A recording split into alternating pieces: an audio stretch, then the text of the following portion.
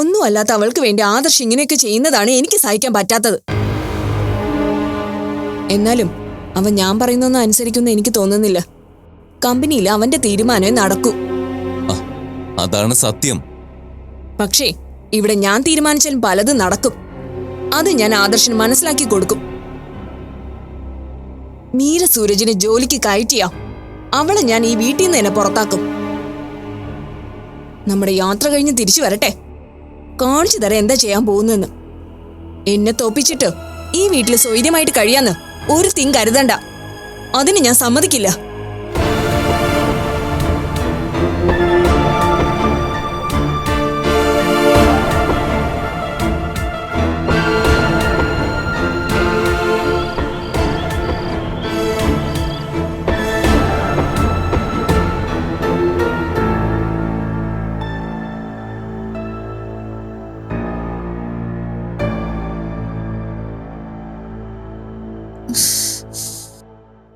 അയ്യോ അമ്മേ അമ്മേ,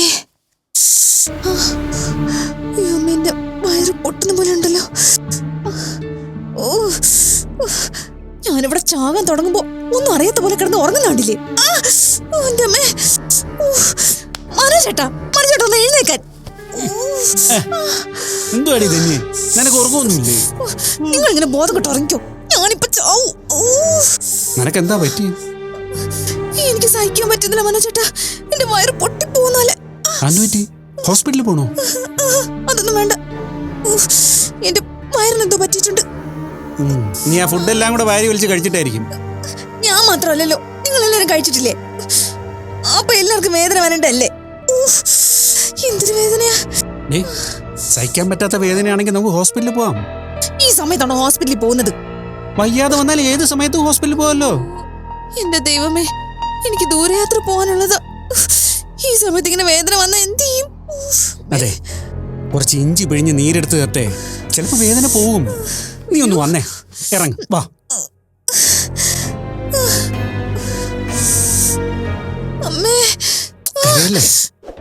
നീ ഒരു കാര്യം ചെയ്യ്, ഇവിടെ ഇരിക്കും. ഞാൻ പോയി ഇഞ്ചി നീരെടുത്തിട്ട് വരാം. ലൈറ്റ് ഒന്ന് ഓൺ ചെയ്യട്ടെ.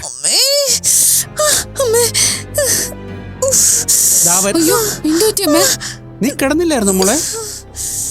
കുടിക്കാൻ വെള്ളം എടുക്കാൻ മറന്നു, അതെടുക്കാൻ വന്നതാ. അമ്മക്ക് എന്ത് പറ്റിയച്ചാ? വയറുവേദനയാണെന്നാ പറയുന്നത്.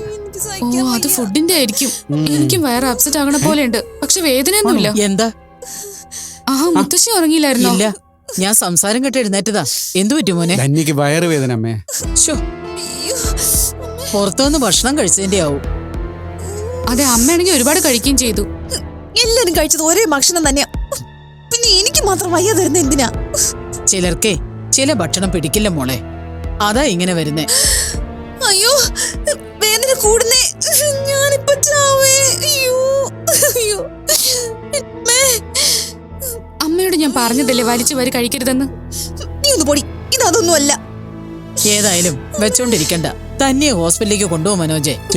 അതൊന്നും വേണ്ട, എനിക്ക് എവിടെയെങ്കിലും ഒന്ന് കിടന്നാ മതി. ഞാൻ കുറച്ചു നേരത്തെ ഇഞ്ചി നീരുണ്ടായി കൊടുക്കാന്ന് പറഞ്ഞതാ അമ്മേ. അതൊന്നും വേണ്ട മോനെ, നാളെ യാത്ര ചെയ്യേണ്ടതല്ലേ, ഡോക്ടറെ കാണുന്നതാ നല്ലത്. അല്ലാതെ ഇഞ്ചിയും കുടിച്ച് ഇവിടെ ഇരുന്നാലേ ശരിയാവില്ല. എനിക്ക് ഹോസ്പിറ്റലിൽ ഒന്നും പോണ്ടെന്ന്, ഇത് കുറച്ച് കഴിയുമ്പോ അങ്ങ് മാറും. എന്റെ ധന്യ, അമ്മ പറഞ്ഞതാ ശരി. ഹോസ്പിറ്റലിൽ പോയി മരുന്ന് വാങ്ങുന്നതാ നല്ലത്. നീ ഒന്ന് വേഗം റെഡിയാവ്. അമ്മേ, ഇത് ഫുഡിന്റെ തന്നെയാ, ഡോക്ടറെ കാണുന്നതാ നല്ലത്. അല്ലെങ്കിൽ യാത്രക്കിടയിൽ എന്തെങ്കിലും. ചുമ്മാ ഇരിക്കുന്നുണ്ടോ? അയ്യോ, വെറുതെ വെച്ചോണ്ടിരിക്കാതെ നിങ്ങൾ ഹോസ്പിറ്റലിൽ പോയി ഡോക്ടറെ കണ്ട് മരുന്ന് വാങ്ങുന്നതാ നല്ലത്. അയ്യോ ഈശ്വര, ഞാൻ ആദ്യം മുതലേ ഹോസ്പിറ്റലിൽ പോകാൻ വിളിക്കുന്നതാ അമ്മേ. ധന്യ വരണ്ടേ? ഇന്നലെ പുറത്തുനിന്ന് ഫുഡ് കഴിക്കണ്ട, രാത്രി ഇവിടെ വന്നിട്ട് കഴിക്കാന്ന് ഞാനും മോളും പറഞ്ഞതാ. അപ്പൊ നിർബന്ധമായിരുന്നു. ഇപ്പൊ എന്തായി? ഇനി ഇപ്പൊ അത് പറഞ്ഞിട്ട് എന്താ കാര്യം? അല്ലെങ്കിൽ ഒരു അസുഖം വരുമ്പോ കുറ്റപ്പെടുത്തുകയല്ല വേണ്ടത്. പിന്നെ ഇത് ഭക്ഷണത്തിന്റെ ആണെന്ന് ഉറപ്പ് പറയാൻ പറ്റത്തില്ലല്ലോ. ഹോസ്പിറ്റലിൽ പോയാലല്ലേ അറിയാൻ പറ്റൂ. അച്ഛാ, ഇനി സംസാരിച്ചു നിൽക്കണ്ട, നമുക്ക് വേഗം ഹോസ്പിറ്റലിൽ പോവാം. എനിക്ക് വയ്യാതെ വന്നപ്പോഴും ഈ മനുഷ്യൻ എന്നെ കുറ്റമല്ലേ പറയാനുള്ളൂ. നിനക്കിത് എന്താ തന്നെ? ഞാൻ പറഞ്ഞത് ശരിയല്ലേ? അതിൽ എന്ത് കുറ്റമുള്ളേ? എന്ത് പറഞ്ഞാലും വാശിയാ, ആര് പറഞ്ഞാലും അംഗീകരിക്കത്തില്ല. മനോജെ വേണ്ട. വെറുതെ ഓരോന്നും പറഞ്ഞ് തർക്കിക്കാതെ വേഗം പോകാൻ നോക്ക്. അമ്മേ വേഗം റെഡിയാവ്, നമുക്ക് ഹോസ്പിറ്റലിൽ പോവാം. മോളെ നീ കൂടെ റെഡി ആയിട്ട് വാ. ആ ശരി അച്ഛാ. വാ എണീറ്റ് വാ. കുഴപ്പമില്ല, വാ നമുക്ക് റെഡിയായി ഹോസ്പിറ്റലിൽ പോവാം. എന്റെ ഭഗവാനെ, ധന്യക്ക് ഒരു കുഴപ്പവും വരുത്തല്ലേ ഈശ്വര. ആണോ? എന്നിട്ടെന്താ എന്നെ വിളിക്കാഞ്ഞേ? ഡോക്ടർ എന്താ പറഞ്ഞേ? നിങ്ങളെല്ലാരും ഒരേ ഭക്ഷണമല്ലേ കഴിച്ചത്? ഓക്കെ, എന്നാ നിങ്ങൾ വീടെത്തിയിട്ട് വിളിക്ക്, ഞാൻ അങ്ങോട്ട് വരാം.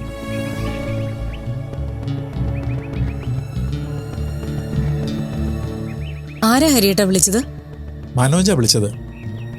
ധന്യക്ക് സുഖമില്ലാതെ ഹോസ്പിറ്റലാണെന്ന്. അവൾക്ക് എന്തു പറ്റി? അവരെല്ലാരും കൂടി ഷോപ്പിങ്ങിനായിട്ട് ഒന്ന് പുറത്തേക്ക് പോയതാ. അപ്പൊ അവിടുന്ന് ഫുഡ് കഴിച്ചു. ധന്യക്ക് അത് പോയിസണായി. എല്ലാവരും കൂടി ഭക്ഷണം കഴിച്ചിട്ട് ധന്യക്ക് മാത്രം വയ്യാതായോ? ചില സമയത്ത് ചില ആളുകൾക്ക് മാത്രം ചില ഭക്ഷണം പിടിച്ചൊന്നും വരില്ല. അങ്ങനെ എന്തെങ്കിലും ആവും. മനോജും ധന്യയും കഴിച്ചത് ഒരേ ഭക്ഷണമാണെന്നാ പറഞ്ഞത്. ഇതൊന്നും അല്ല ഹരിയേട്ടാ, അവളുടെ മനസ്സിന്റെയാ. അല്ലെങ്കിൽ എങ്ങനെയാ അവൾക്ക് മാത്രം ഭക്ഷണം പിടിക്കാത്തത്? ഞാൻ പറയുമ്പോ ഹരിയേട്ടൻ എന്നെ വഴക്കു പറയുമല്ലോ. ഇപ്പോ ഈശ്വരനായിട്ട് ശിക്ഷ കൊടുത്തത് കണ്ടില്ലേ? എന്തിനാ ബീന ഇങ്ങനെ ഓരോന്ന് പറയുന്നത്? ഒരാൾക്കൊരു ആപത്ത് വരുന്ന സമയത്ത് ഇങ്ങനെ അവരെ മോശം പറയാൻ പാടില്ല. ധന്യെ പറഞ്ഞ അതിൽ തെറ്റില്ല ഹരിയേട്ടാ. കാരണം അവളുടെ സ്വഭാവം അങ്ങനെയാ. ബീനയ്ക്ക് എന്തിനാ ധന്യോട് ഇത്ര ദേഷ്യം? ആദ്യമൊക്കെ നിങ്ങൾ എന്തൊരു സ്നേഹത്തിലായിരുന്നു. അതങ്ങനെ തന്നെ തുടരുന്നതല്ലേ നല്ലത്. അത് ഞാൻ മാത്രം വിചാരിച്ച പോരല്ലോ. എന്റെ ഭാഗത്ത് നിന്ന് അവളോടൊരു വഴക്കിന് ഞാൻ പോയിട്ടില്ല. പക്ഷേ അവസരം നോക്കി എന്നോട് വഴക്കിന് വരുന്നതേ അവളാ. ഞാൻ നല്ല രീതിയിൽ ജീവിക്കുന്നതിന്റെ അസൂയ അവൾക്ക്. അങ്ങനെയൊന്നും പറയാതെ ബീന. നമ്മുടെ വിവാഹം പോലും നടക്കാൻ കാരണം ധന്യയാ. ധന്യ ബീനയെ കുറിച്ച് പറഞ്ഞില്ലായിരുന്നെങ്കിൽ നമ്മുടെ വിവാഹം നടക്കുമായിരുന്നോ? അതെന്താ ബീന മറക്കുന്നത്? എന്റെ ഹരിയേട്ടാ, ഹരിയേട്ടനൊരു പാവമായതുകൊണ്ടാ അവളുടെ ദുഷിച്ച മനസ്സ് മനസ്സിലാക്കാൻ പറ്റാത്തത്. എന്റെയും ഹരിയേട്ടന്റെയും വിവാഹം നടത്തിയതിന് അവർക്ക് എന്തൊക്കെയോ ലക്ഷ്യങ്ങളുണ്ടായിരുന്നു. അത് നടക്കില്ലെന്ന് അറിഞ്ഞതുകൊണ്ടാ അവൾക്ക് എന്നോട് ഇത്ര ശത്രുത. നിങ്ങളുടെ വാശിയും വൈരാഗ്യമൊന്നും എനിക്ക് മനസ്സിലാവില്ല. പക്ഷെ ഒരു ആപത്ത് വരുന്ന സമയത്ത് അത് ആര് തന്നെ ആയാലും അവരെക്കുറിച്ച് ഈ രീതിയിൽ സംസാരിക്കുന്നത് തെറ്റ് തന്നെയാ. അത് ഹരിയേട്ടന്റെ ചിന്ത. പക്ഷേ എനിക്കങ്ങനെ തോന്നുന്നില്ല. അവളുടെ തനി സ്വഭാവം ഈശ്വരന്മാർക്ക് വരെ മനസ്സിലായി തുടങ്ങി. അതാ കയ്യോടെ ശിക്ഷ കിട്ടുന്നത്. ഹരിയേട്ടൻ ഓർക്കുന്നില്ലേ, വിശാല മീരയെ ഒന്ന് സഹായിച്ചു എന്നും പറഞ്ഞ് മീരമോളും ആദർശും അവിടെ ചെന്നപ്പോ ധന്യ ആദർശിന്റെ കമ്പനിയില് സബ് കോൺട്രാക്ട് ആവശ്യപ്പെട്ടത്? അത് മീരയെ സഹായിച്ചതിന് പകരമായി ചോദിച്ചൊന്നും അല്ല ബീന. അല്ലെന്നേ ഹരിയേട്ടൻ മാത്രമേ പറയൂ. സാമാന്യ ബോധമുള്ള ആർക്കും അവൾ ഉദ്ദേശിച്ച എന്താണെന്ന് മനസ്സിലാവും. ധന്യ എന്ത് ചെയ്താലും അതിന്റെ പിന്നിൽ ഒരു ലക്ഷ്യം ഉണ്ടാവും. ഞാൻ അവളെ കാണാൻ തുടങ്ങിയിട്ടേ ഒരുപാട് വർഷമായതാ. മനോജ് ധന്യയെ വിവാഹം കഴിക്കുന്നതിന് മുൻപ് തന്നെ അവളെ എനിക്കറിയാം. സത്യം പറഞ്ഞ ആ പാവം മനോജ് പെട്ടുപോയതാ. ഒന്ന് നിർത്ത് ബീനെ, വെറുതെ ഓരോന്ന് വിളിച്ചു പറയാതെ. ഞാൻ ധന്യെ പറയുന്നതിന് ഹരിയേട്ടൻ എന്തിനാ ചൂടാവുന്നേ? മനോജിന് ഇല്ലാത്ത സങ്കടമാണല്ലോ ഹരിയേട്ടന്. ഓ, ഇനി അതും പറഞ്ഞു തുടങ്ങിയോ? ഞാൻ പറഞ്ഞ സത്യമാ. പല തവണയായിട്ട് എനിക്കത് തോന്നുന്നു. എപ്പോ ഞാൻ ധന്യെ പറ്റി എന്തെങ്കിലും പറഞ്ഞോ അപ്പ ഹരിയേട്ടൻ എന്നെ കുറ്റക്കാരിയാക്കി സംസാരിക്കും. ഹരിയേട്ടനെ എന്റെ ഭർത്താവാ.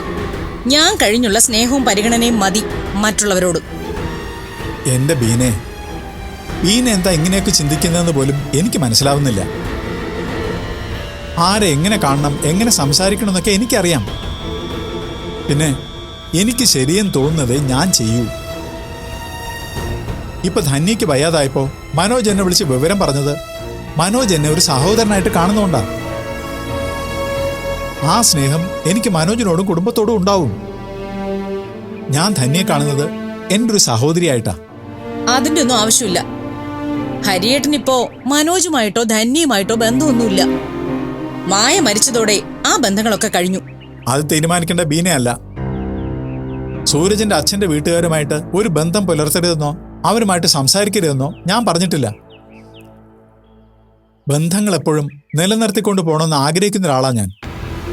ഇങ്ങനെ തന്നെയാ ഞാൻ എൻ്റെ മോളെ പഠിപ്പിച്ചിരിക്കുന്നത്. ഇപ്പൊ ധന്യയ്ക്ക് വയ്യാതായി എന്നറിഞ്ഞപ്പോ ബീന സന്തോഷിച്ചു. നാളെ ബീനയ്ക്ക് ഒരു ആവശ്യം വരുമ്പോ ആരാ സഹായത്തിനുണ്ടാവുന്നതെന്ന് പറയാൻ പറ്റുമോ? ഒരുപക്ഷെ ബീന ശത്രുവായി കാണുന്ന ധന്യായിരിക്കും ബീനയെ സഹായിക്കാനുണ്ടാവുക. ധന്യയുടെ ഒരു സഹായവും എനിക്ക് വേണ്ട. ഹ്, അവളുടെ സഹായം സ്വീകരിക്കുന്നതിലും ഭേദം മരിക്കുന്നതാ. ഈ നാട്ടിൽ ഞാൻ ആരുടെ മുൻപിൽ സഹായത്തിന് പോയാലും ധന്യയുടെ മുമ്പിൽ പോവില്ല. അതെ, എന്റെ വാശിയാ. പിന്നെ അവൾക്ക് ആപത്ത് വന്നത് അത് കുറഞ്ഞു പോയിന്നാ എന്റെ അഭിപ്രായം. ഇതിലും വലുതായിരുന്നു അവൾക്ക് വരേണ്ടത്. ബീനയോട് സംസാരിച്ചിട്ട് കാര്യമില്ല. ഒരാളെന്തെങ്കിലും പറഞ്ഞു തന്നാൽ അത് അതിന്റെ അർത്ഥത്തിൽ മനസ്സിലാക്കുന്ന ഒരാളോട് പറഞ്ഞിട്ടേ കാര്യമുള്ളൂ.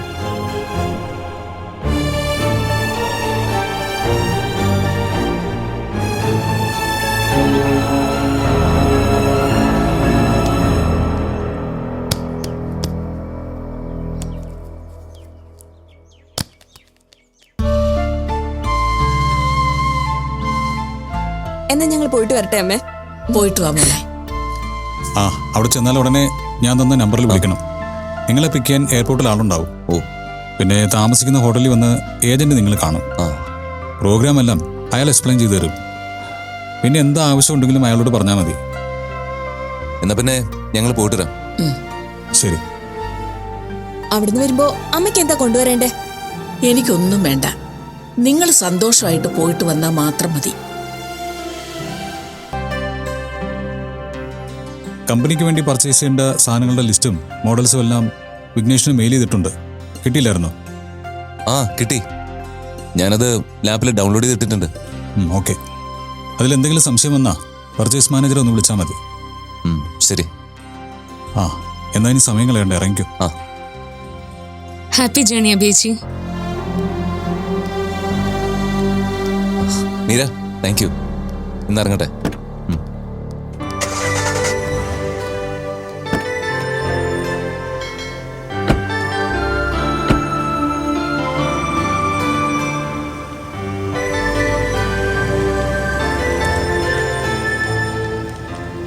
ആദ്യമായിട്ടാ അഭി ഇത്രയും ദൂരത്തേക്ക് പോകുന്നത്. അതവർ മുമ്പേ പ്ലാൻ ചെയ്ത പല യാത്രകളും ഓരോരോ കാരണങ്ങളാൽ മുടങ്ങിയതുകൊണ്ടല്ലേ? അതെ. എന്നാലും എനിക്കെന്തോ അഭി അടുത്തുനിന്ന് പോയപ്പോ ഒരു ടെൻഷൻ. അത് കൊള്ളാലോ. ഞാൻ ഈ ലോകം മുഴുവൻ കറങ്ങി നടന്ന സമയത്ത് അമ്മയ്ക്ക് ഈ ടെൻഷൻ ഇല്ലായിരുന്നോ? ഉണ്ടായിരുന്നു. അതുകൊണ്ടല്ലേ നിന്നെ വിളിച്ചു വരുത്തി ഇവിടെ MD ആക്കി ഇരുത്തിയത്. എന്നാലും നിന്റെ കാര്യത്തിൽ എനിക്ക് അത്ര വലിയ ടെൻഷൻ ഇല്ലായിരുന്നു. എല്ലായിടത്തും തനിയെ പോകാനും എല്ലാം ചെയ്യാനും നിനക്ക് പ്രാപ്തിയുണ്ടെന്ന് എനിക്കറിയായിരുന്നു. അങ്ങനെയാണെങ്കിൽ അഭിയുടെ കാര്യത്തിൽ അമ്മയ്ക്ക് ഒരു ടെൻഷനും വേണ്ട. അഭിക്ക് എല്ലാ കാര്യങ്ങൾക്കും എന്നെക്കാളും പ്രാപ്തിയുണ്ട്. എങ്ങനെയായാലും ഒരമ്മയ്ക്ക് മക്കളടുത്തുനിന്ന് പോകുന്നത് ടെൻഷൻ തന്നെയാ, അല്ലേ അമ്മ? അതെ, അതൊന്നും ഇവന് പറഞ്ഞാൽ മനസ്സിലാവില്ല മോളെ. അമ്മമാര് സ്നേഹം കൂടുതൽ പ്രകടിപ്പിക്കുന്നത് ആൺമക്കളോടായാലും പെമ്മക്കൾ അടുത്തു നിന്ന് പോകുമ്പോ നെഞ്ചിനൊരു പിടച്ചിലുണ്ടാകും. അധികം പ്രകടിപ്പിക്കാതെ കാത്തുവച്ച സ്നേഹം അണപൊട്ടി പുറത്തേക്ക് വരുന്നത് അപ്പോഴായിരിക്കും. അഭി പോകുന്നത് അമ്മയ്ക്ക് ഇത്രയൊക്കെ വിഷമം ഉണ്ടാക്കുമായിരുന്നെങ്കിൽ അമ്മ അഭിയെ അയക്കണ്ടായിരുന്നല്ലോ. ഏയ്, അങ്ങനെ സഹിക്കാൻ പറ്റാത്ത അവസ്ഥയൊന്നും എനിക്കില്ല മോനെ. അതുമാത്രമല്ല, അവക്ക് ഇങ്ങനെ ഒരു യാത്ര പോകാൻ വലിയ ആഗ്രഹം ഉണ്ടായിരുന്നു. അത് നമ്മളായിട്ട് തടയാൻ പാടില്ല. സന്തോഷമായിട്ട് പോയിട്ട് വരട്ടെ. എത്രയൊക്കെ ആയാലും മക്കളുടെ സന്തോഷം കാണുന്നത് തന്നെയാ മാതാപിതാക്കളുടെ സന്തോഷം. നിങ്ങൾ സന്തോഷമായിട്ട് ജീവിക്കുന്നത് കാണാനല്ലേ ഞങ്ങൾ ഇത്രയും നാളും കഷ്ടപ്പെട്ടത് തന്നെ.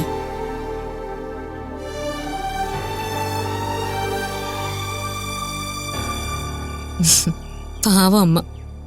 പുറമേ ഷാർപ്പായൊരു ബിസിനസ് ആറ്റിറ്റ്യൂഡൊക്കെ ഉണ്ടെങ്കിലും ഉള്ളുകൊണ്ട് സ്നേഹം നിറഞ്ഞൊരമ്മ മാത്രമല്ലേ? അതെ. ബേസിക്കലി എല്ലാവരുടെയും മനസ്സിൽ സ്നേഹവും നന്മയും നിറഞ്ഞു നിൽക്കുന്നുണ്ട്. പക്ഷേ ചില സമയത്ത് അത് അസൂയയും ദേഷ്യം കൊണ്ടൊക്കെ കളങ്കപ്പെടും. ആ സമയത്ത് ആളുകൾ അഭിരാമിയെ പോലെ പെരുമാറി തുടങ്ങും, അല്ലേ? അഭിരാമി ചേച്ചിയും പാവാ. തൽക്കാലം വീട്ടിലെ പ്രശ്നങ്ങളെല്ലാം ഒഴിവാക്കാൻ വേണ്ടിയാ അഭിയെ നമ്മൾ വിഘ്നേഷിനൊപ്പം വിദേശത്തേക്ക് വിട്ടത്. അവര് പോയി അടിച്ചു പൊളിച്ച് സന്തോഷമായിട്ട് വരട്ടെ. അപ്പൊ അവർക്കും സന്തോഷം, നമുക്കും സമാധാനം.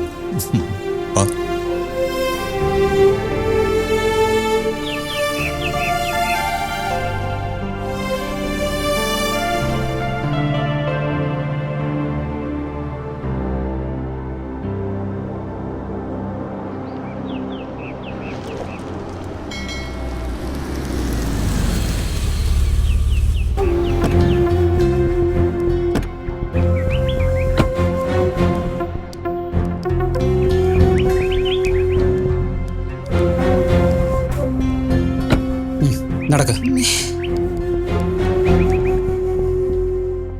ഇരിക്കും മോളെ. എന്തായി? ഡോക്ടർ എന്ത് പറഞ്ഞു? ഫുഡ് പോയിസണാ അമ്മേ, വേറെ പ്രശ്നമൊന്നുമില്ല. ഞാൻ ജാഗറായിട്ട് നിങ്ങൾക്ക് വേറെ പ്രശ്നമൊന്നുമില്ല. എനിക്ക് ഒട്ടും വയ്യമ്മേ. നീ ഇങ്ങനെ വിഷമിക്കാതെ മോളെ, ഡോക്ടറെ കണ്ടല്ലോ, ഇനിയിപ്പൊ പേടിക്കാനൊന്നുമില്ല. പുറത്തു നിന്ന് ഫുഡ് വാങ്ങണ്ടെന്നും കഴിക്കണ്ടെന്നൊക്കെ ഞാനും അച്ഛനും ഒരുപാട് പറഞ്ഞതാ. അമ്മയ്ക്കായിരുന്നു നിർബന്ധം. ഇനി എല്ലാം കൂടി എന്റെ തലയിലോട്ട് വെച്ചോ. അല്ലെങ്കിൽ ഒരു പ്രശ്നം വരുമ്പോ എന്നെ കുറ്റപ്പെടുത്തി രക്ഷപ്പെടാനല്ലേ എല്ലാവർക്കും താല്പര്യം. പ്രശ്നം വന്നപ്പോൾ നിന്നെ കുറ്റപ്പെടുത്തിയൊന്നുമല്ല. നീ ആര് പറഞ്ഞാലും അംഗീകരിക്കില്ല, അതാ കുഴപ്പം. പല സമയത്തും വിദ്യ കാണിക്കുന്ന വകതിരിവ് പോലും നീ കാണിക്കാറുമില്ല. ഞാൻ എന്ത് വകതിരിവാ കാണിക്കാത്തത്? അത് നിനക്ക് തന്നെ അറിയാമല്ലോ. എന്തിനാ വീണ്ടും വീണ്ടും പറയിക്കുന്നേ? ഇന്ന് യാത്ര പോകേണ്ടതുകൊണ്ട് പുറത്തുനിന്നുള്ള ഫുഡ് വേണ്ടെന്ന് ഞാനും മോളും പറഞ്ഞപ്പോ നീ എന്താ പറഞ്ഞത്? എനിക്ക് പിശുക്കാണെന്ന് അല്ലേ? നിനക്കൊന്നും വാങ്ങിത്തരാൻ കഴിയാഞ്ഞിട്ട് ഞാൻ ന്യായം പറയുകയാണെന്നല്ലേ നീ പറഞ്ഞത്? ഇനിയിപ്പോ എന്ത് ചെയ്യും? ഈ അവസ്ഥയിൽ എങ്ങനെ യാത്ര ചെയ്യും? യാത്ര ചെയ്യാൻ പോയിട്ട് മര്യാദയ്ക്കൊന്ന് നിൽക്കാൻ പോലും എനിക്ക് വയ്യ. കണ്ടോ, ഇതാ ഞാൻ പറഞ്ഞത്. എന്റെ ലൈഫിലെ ഏറ്റവും പ്രധാനപ്പെട്ട ഒരു അവസരമായിരുന്നു ഇത്. മോള് വിഷമിക്കാതെ, നമുക്ക് എന്തെങ്കിലും പരിഹാരം ഉണ്ടാക്കാം. എന്ത് പരിഹാരം? അമ്മയ്ക്ക് എന്തായാലും വരാൻ പറ്റുമെന്ന് തോന്നുന്നില്ല. ഞാൻ പെർഫോം ചെയ്യുമ്പോ നിങ്ങൾ രണ്ടുപേരും എന്റെ കൺമുന്നിൽ തന്നെ ഉണ്ടാകണമെന്നായിരുന്നു എന്റെ ആഗ്രഹം. നീ ഇങ്ങനെയൊക്കെ പറഞ്ഞ് എന്നെ കൂടി വിഷമിപ്പിക്കാതെ മോളെ. ഇതിപ്പോ ഇങ്ങനെയൊക്കെ സംഭവിക്കുമെന്ന് ഞാൻ അറിഞ്ഞു. അല്ലെങ്കിൽ തന്നെ ഞാൻ കഴിച്ച ഫുഡല്ലേ നിങ്ങൾ രണ്ടുപേരും കഴിച്ചത്. എന്നിട്ടും നിങ്ങൾക്കൊന്നും പറ്റിയില്ലല്ലോ. സംഭവിക്കാനുള്ളതൊക്കെ സംഭവിച്ചു. ഇനിയിപ്പൊ അതൊക്കെ പറഞ്ഞിട്ട് എന്താ കാര്യം? വിദ്യമോളുടെ പ്രോഗ്രാം നടക്കുക വേണ്ടത്. പക്ഷെ എങ്ങനെ പോവും അമ്മേ? ധന്യയുടെ കാര്യം ഞാൻ നോക്കിക്കോളാം. മനോജ് മോളെയും കൊണ്ട് പോയിട്ട് പോവാ. അതെങ്ങനെ അമ്മേ? അമ്മയ്ക്കും വയ്യാതിരിക്കുമല്ലേ? അത് മാത്രമല്ല, അമ്മയെ കൊണ്ടുപോകാൻ മീര ആദർശിപ്പം വരികയും ചെയ്യും. മീരമോളെ വിളിച്ച് കാര്യം പറയാം. എന്നിട്ട് ധന്യയും ഞാനും കൂടി ഇവിടെ നിൽക്കാം. അത് ശരിയാ. എന്തായാലും വിദ്യയുടെ പ്രോഗ്രാം നടക്കണം. എന്റെ മോൾ ഒരുപാട് ആഗ്രഹിച്ചതല്ലേ. എന്റെ ഡ്രീം പ്രോഗ്രാമാണ്. പക്ഷെ അതിലും വലുത് എനിക്ക് അമ്മ തന്നെയാ. അതുകൊണ്ട് അമ്മയെ ഈ അവസ്ഥയിലാക്കിയിട്ട് വയ്യാത്ത മുത്തശ്ശിയും ബുദ്ധിമുട്ടിച്ചിട്ട് ഞാൻ പോകുന്നില്ല. അങ്ങനെ പറയരുത് മോളെ. നിനക്ക് ഭഗവാൻ തന്ന അവസരമാ, അത് നഷ്ടപ്പെടുത്തരുത്. മുത്തശ്ശി പറഞ്ഞതാ മോളെ ശരി. തൽക്കാലം അമ്മയും മുത്തശ്ശി ഇവിടെ നിൽക്കട്ടെ, നമുക്ക് പോയിട്ട് വരാം. നീ പോണം മോളെ. അല്ലെങ്കിൽ നാളെ ഒരു ദിവസം നിന്റെ അവസരം അമ്മ നഷ്ടപ്പെടുത്തിയെന്ന ദേഷ്യം നിന്റെ മനസ്സിലെങ്കിലും എന്നോട് തോന്നും. അതുമാത്രമല്ല, എനിക്കങ്ങനെ മാരക രോഗമൊന്നും അല്ലല്ലോ. യാത്ര ചെയ്യാനുള്ള ബുദ്ധിമുട്ടുണ്ടെന്നല്ലേ ഉള്ളൂ. അതെ മോളെ, മോൾ അതൊന്നും ഓർത്ത് ടെൻഷൻ ആവണ്ട. മോളുടെ ഫോക്കസ് എപ്പോഴും പെർഫോമൻസിലായിരിക്കണം. ശരി അച്ഛാ. എന്നാലും എന്റെ മോള് പെർഫോം ചെയ്യുന്നത് മുൻനിരയിൽ നിന്ന് കാണണമെന്നായിരുന്നു എന്റെ ആഗ്രഹം. അങ്ങനെ ഒന്നും ഓർത്ത് നിരാശപ്പെടണ്ട. ഇത് വിദ്യമോളുടെ ജീവിതത്തിലെ തുടക്കമാണെന്ന് കരുതിയാൽ മതി. ഇനിയും വലിയ വലിയ അവസരങ്ങൾ മോളെ തേടി വരും. അപ്പം നിനക്ക് പോവാലോ. അതെ. എന്തായാലും ഞാൻ ഒന്ന് പോയി കിടക്കട്ടെ, നല്ല ക്ഷീണമുണ്ട്. മനോജേട്ടൻ വിശാലിനെ വിളിച്ചായിരുന്നോ? വിളിച്ചു. അവൻ മഹാബലിപുരത്തേക്ക് എത്തും. മീരയെ വിളിച്ച് കാര്യം പറയാൻ മറക്കണ്ട. അല്ലെങ്കിൽ പിന്നെ അവരിവിടെ വരെ വന്ന് ബുദ്ധിമുട്ടില്ലേ? അതൊക്കെ ഞാൻ വിളിച്ചോളാം. അതേക്കുറിച്ചും ഇവിടുത്തെ കാര്യങ്ങളെക്കുറിച്ചും ഒന്നും ഓർത്ത് മോള് വിഷമിക്കാതെ നാളത്തെ പ്രോഗ്രാമിനെ കുറിച്ച് മാത്രം ചിന്തിക്ക്. നമുക്ക് ഭഗവാൻ തരുന്ന അവസരങ്ങൾ നഷ്ടപ്പെടുത്താതെ അത് നന്നായി പ്രയോജനപ്പെടുത്തണം. അല്ലെങ്കിൽ പിന്നീട് ദുഃഖിക്കേണ്ടി വരും. മുത്തശ്ശി പറഞ്ഞത് എനിക്ക് മനസ്സിലായി. മുത്തശ്ശി പേടിക്കണ്ട, ഞാൻ നന്നായിട്ട് തന്നെ പെർഫോം ചെയ്യും. വാ അമ്മേ.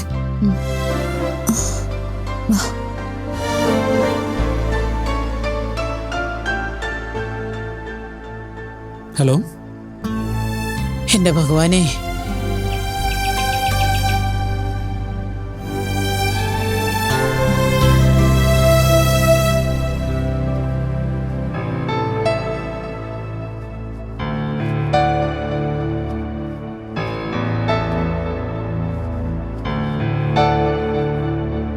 വിദ്യ മെസ്സേജ് ഇട്ടിരുന്നു. അവർ ഹോസ്പിറ്റലിൽ നിന്ന് ഡിസ്ചാർജായി വീട്ടിലെത്തി. ഓ, ആശുപത്രിവാസമൊക്കെ കഴിഞ്ഞോ? ഫുഡ് പോയ്സൺ അല്ലേ, അധിക നേരമൊന്നും കിടക്കേണ്ടി വരില്ല. എന്നാലും ധന്യാൻ്റിക്ക് വിദ്യയുടെ പ്രോഗ്രാമിൽ പങ്കെടുക്കാൻ പറ്റില്ലെന്നാ വിദ്യ പറഞ്ഞത്. കുറച്ചു ദിവസം കൂടി മെഡിസിൻ തുടരണമെന്ന് പറഞ്ഞു. നന്നായി. ധന്യക്കേ അത് തന്നെ വരണം. അവളുടെ ദുഷ്ടമനസ്സിന്റെ കുഴപ്പം കൊണ്ടാ അങ്ങനെയൊക്കെ സംഭവിച്ചത്. സ്വന്തം മകളുടെ പ്രോഗ്രാം നേരിൽ കാണാൻ ഈശ്വരനെ അനുവദിച്ചില്ലല്ലോ. എന്തിനാ ബിനെ ഇത്ര ദുഷ്ടതരം? ഒരാളുടെ വിഷമത്തിൽ ഇങ്ങനെ സന്തോഷിക്കുന്ന എന്തിനാ?